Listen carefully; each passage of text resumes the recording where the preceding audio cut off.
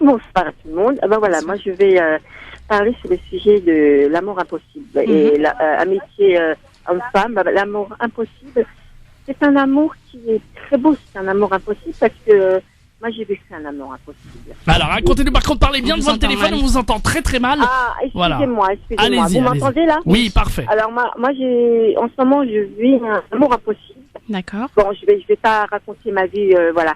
Je suis avec quelqu'un, mais j'ai que d'autres personnes. Je suis avec une autre personne. D'accord. Et, vous avez 2 relations? Ouais, j'ai 2 relations. Une officielle et une non officielle. Non, voilà, officielle, non officielle, voilà. Et bon, on se voit et tout. Des fois, c'est pas évident parce qu'on a toujours peur que quelqu'un nous surprenne. Hein. Mais ça fait 6 ans que je te connais. Hein. D'accord. Ça fait 6 ans que c'est un amour impossible et passionnel en même temps. Alors, c'est beau parce que je me crois.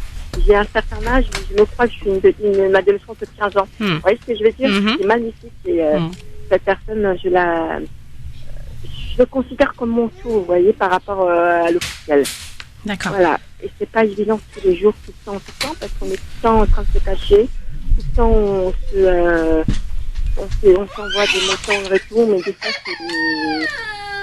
voilà, c'est passionnel. Je me sens libre avec ça. Voilà. D'accord. Donc, vous nous avez dit que ça fait 6 ans que vous êtes ensemble. Oui. Alors, il est en couple lui aussi? Non. Non? D'accord.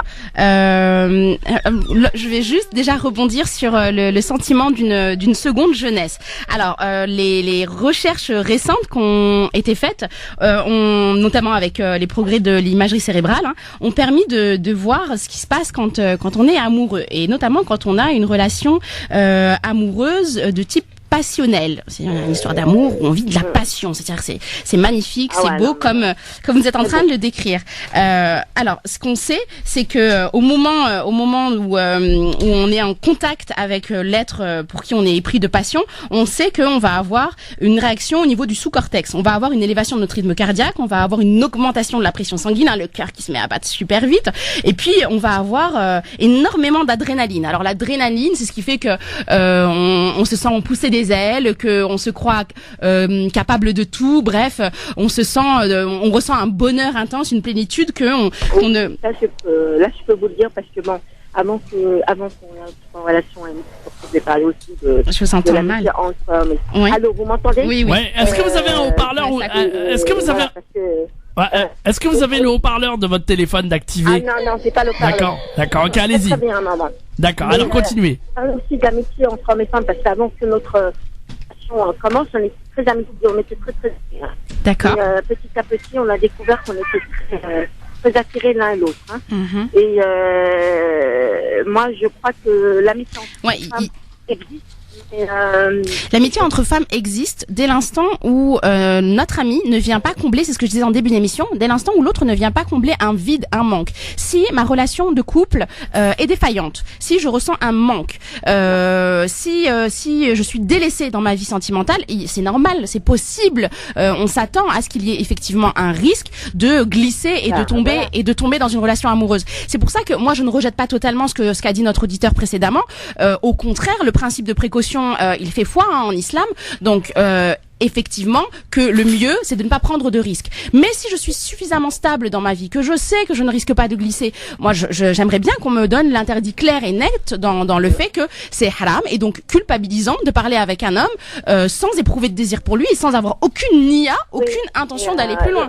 Attendez, on est des femmes et des hommes, on éprouve du désir l'un pour l'autre, vous voyez. Ce n'est pas évident de se trouver d'avoir une personne en face que voilà, c'est comme ça, c'est la nature, les choses sont naturellement et voilà. D'accord. Sauf que quand la passion elle naît de façon brutale, effectivement là on est comme un drogué. Là effectivement on va avoir de nombreux phénomènes physiologiques qui sont incontrôlables.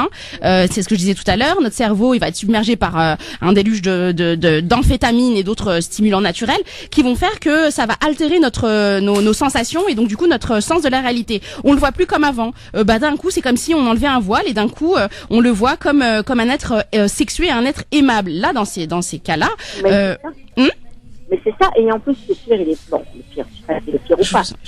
On a 50 ans, c'est moi, j'ai 46 ans, lui, il a 40 ans, mais bon, c'est un amour comme si, voilà, c'est un amour passionnel. C'est un amour passionnel. Vous êtes en pleine euphorie. Je suis sûre que vous seriez capable de dormir que quelques heures parce que vous êtes resté avec lui au téléphone ou que vous vous êtes envoyé des... Ça m'est arrivé de rester assez longtemps avec lui au téléphone. Tout à fait. D'accord. En tout cas, on vous remercie beaucoup parce que, en tout cas, ça fait vraiment plaisir. Oui. Il faut, de toute façon, ce qui est sûr, c'est que tant que vous êtes dans une relation cachée, tant que ça reste un amour interdit, tant qu'il y a l'excitation de l'interdit, tant que votre relation ne pourra pas évoluer dans une autre phase, à savoir la phase de déception, de la perte de cet être idéal.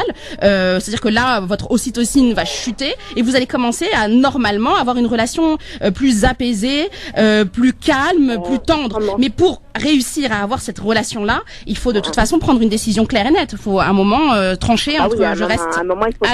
Parce que sinon votre passion va vous brûler et vous consumer et ça risque d'être très compliqué, sachant que la passion c'est très difficile à dépasser. Hein. On sait que l'imagerie mentale, là encore, les recherches ont clairement prouvé que quand on vit une histoire passionnelle comme vous la vivez, vous êtes réellement vous avez les mêmes mécanismes qu'un drogué et que donc quand vous décidez de vous séparer de la personne aimée, vous risquez d'avoir des symptômes du manque exactement comme quelqu'un qui serait pris d'héroïne ou enfin addict à l'héroïne ou à la cocaïne. Exactement. Au départ c'était le manque, mais là bon maintenant j'ai le manque mais pas énorme comme avant. Pas comme avant. Ça va mieux avec votre mari? Moyen. Bref, moyen, mais il y a des hauts et des bas, mais bon, c'est la vie, c'est la réalité de la vie. Bah, en tout cas, merci de votre... Oui. Merci de m'avoir écouté. Avec grand plaisir. Merci pour votre témoignage.